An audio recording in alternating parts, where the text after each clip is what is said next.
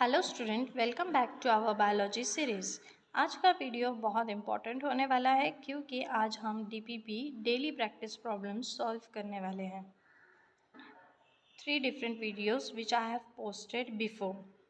So the first question is, which two of the below given points are known as the twin characters of growth? First, increase in mass. Second, increase in number of individual. Third, cellular organization. And fourth, cellular differentiation. So they have given us 4 different options. Option A, जहाँ पर 1 first and second point correct होगा. Option B, first and third point correct होगा. Option C second and third correct होगा. Option D third and fourth correct होगा. So we know about the twin character of growth. Growth के twin character क्या है? That is mass और number of individual. सो option A is the correct one. That is, correct option is option 1. That is option A. 1 increase in mass and increase in number of individual.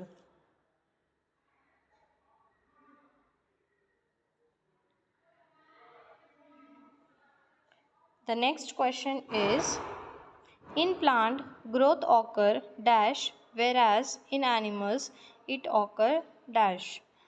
Option A, only up to a certain age, continuously. Option B, continuously, only up to a certain age. Option C, continuously, continuously. Option D, only up to certain age, only up to a certain age. So we have already discussed about it, that plant shows the continuous growth whereas animals have limit till a certain age. So the option B is the correct one, that is continuously and only up to a certain age. In plant growth occur continuously whereas in animals it occur only up to a certain age. So the option B is the correct one. Question number 3. The statement nothing lives forever yet life continues illustrate the role of dash. Embryogenesis, morphogenesis, replication, reproduction. So individual मर जाते हैं लेकिन species reproduction से continues रहती हैं. So reproduction is the process where life continues. So the answer is option D, that is reproduction. Fourth question, assertion and reason base. Assertion is, reproduction cannot be considered as defining property of living organism, whereas there are many living organisms which do not reproduce. Example, mules and worker bees. So the option A is the correct one. Both statements are correct and statement 2 is the correct explanation of statement 1, because they have given कि reproduction defining feature नहीं है. Yes, it is correct, because बहुत सारे ऐसे living organism भी है जो live है लेकिन वो reproduce नहीं कर सकते. So there are many living organism which do not reproduce. So option A is the correct one.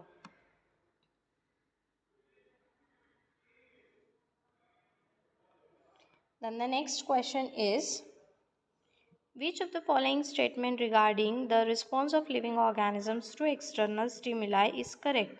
The external environment stimuli can be physical, chemical or biological. All organisms from the prokaryotes to the most complex eukaryote can sense and respond to environmental stimuli. The third option is, consciousness and response to external stimuli is the defining property of living organism, and option D is all of this. So the correct option is option D, because stimulus physical, chemical, biological हो सकता है, right? सभी organism respond करते हैं और consciousness ये defining property है. सो तीनों के तीनों option A B C correct है. So the answer is option D. Now the next question is, Read the following statement and select the correct one. Increase in mass and increase in number of individual are twin characteristics of growth. Metabolic reaction can be demonstrated outside the body in isolated cell-free system. Response to stimuli is a defining property of living organism. So, the correct option is option D, because statement 1, statement 2 and statement 3 all are correct. So the correct answer is option D, क्योंकि growth मास और number का combination है, means protoplasm में भी metabolism दिखता है, which is a cell free system. Response ये defining property है. So the correct answer is option D. The next question is which of the following set does not contain defining characteristics of living organism? Option A, growth and reproduction. Option B, metabolism and cellular level of organization. Option C, response to stimuli and consciousness. Option D, all of this. So not defining property इनमें से कौन सी है?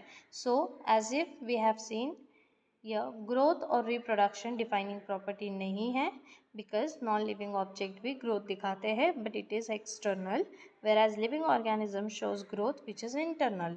Metabolism और consciousness defining property है. So option A is the correct one.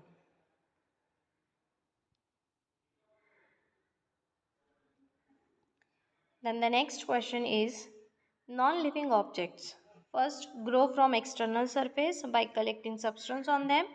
Grow from internal surface like living organism. Do not grow at all. Which of the following option is the correct one? So the correct answer is option B. Only two correct. That is option 1 and option 3. Grow from external surface by collecting substance on them and do not grow at all. Non living object external surface से grow करते हैं और internal growth नहीं करते, कुछ grow नहीं करते. Next question. In multicellular organism dash refer to the production of progeny processing features more or less similar to those of parents. Option A growth, option B reproduction, option C metabolism, option D consciousness. So progeny बनना, it means that the reproduction. So the correct answer is कि progeny कैसे form होती है multicellular organism से? By reproducing. So that is the answer, option B reproduction. So the next question is which of the following statement regarding growth is incorrect? Option A, incorrect statement regarding the growth. Option A, in animal growth is seen up to a certain age. Option B, increase in body mass is considered as growth. Option C, growth by cell division occur continuously throughout the life in animals. Increase in mass and number of individual is the characteristic features of animal growth. So the correct option is option C, that is an incorrect statement. Animal growth lifetime नहीं दिखाते, सिर्फ एक certain period of time तक ही animal growth बताते हैं. So यह option C is given कि living organism की ग्रोथ कंटिन्यूसली होती है throughout the life.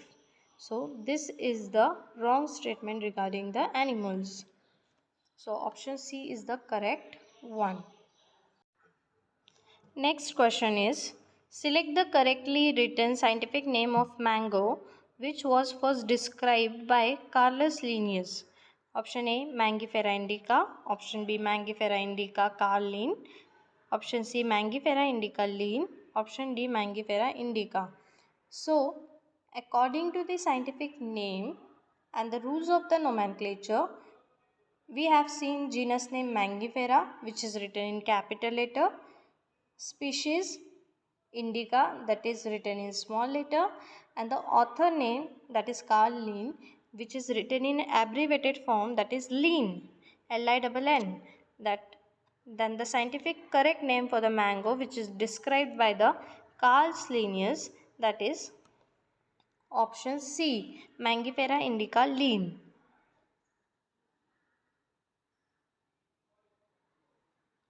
Then the next question is Which of the following is against the rule of ICBN?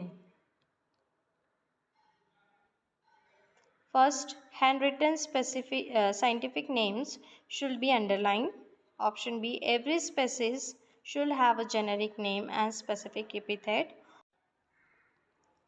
Option C, scientific names are in Latin and should be italicized.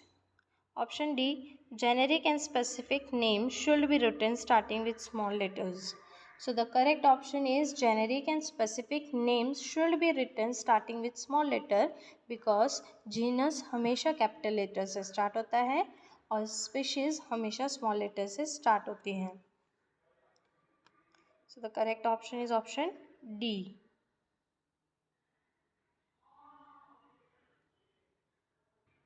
The third question based on taxonomical category is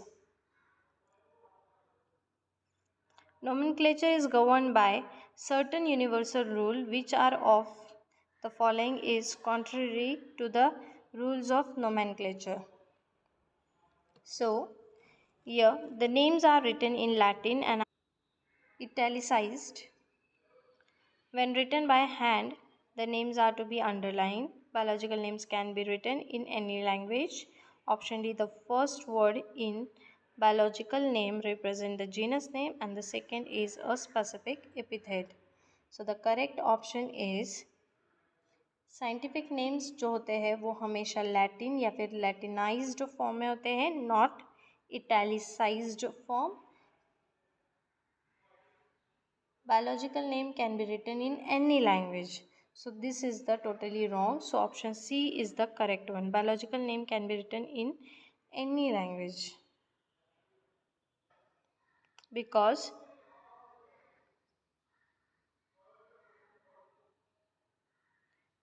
the question has been asked कि कौन सा nomenclature rule के एकदम opposite दिया गया है.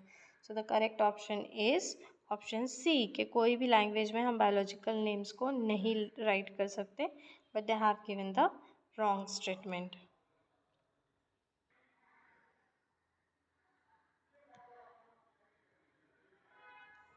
Then the next question is which one of the following organism is scientifically named, correctly printed according to the international rules of nomenclature and correctly described? A. Musca domestica, the common house lizard, a reptile. Option B. Plasmodium falciparum, a protozoan pathogen causing the most serious type of malaria. Option C. Felis tigris, the Indian tiger, well protected in Gir forest. Option D. E. coli, full name Entamoeba coli, a commonly occurring bacterium in human intestine. So the correct option is Plasmodium falciparum. ये एक protozoan है, severe type का, malaria cause करता है. मस्का domestica जो house fly है वो reptile नहीं है. फेलिस टिग्रीस ये गलत नाम है जबकि करेक्ट नेम है पैंथेरा टिग्रीस. और एंटामीबा कोलाई ये ऐसा कोई बैक्टीरिया नहीं है जबकि Escherichia coli is a bacteria.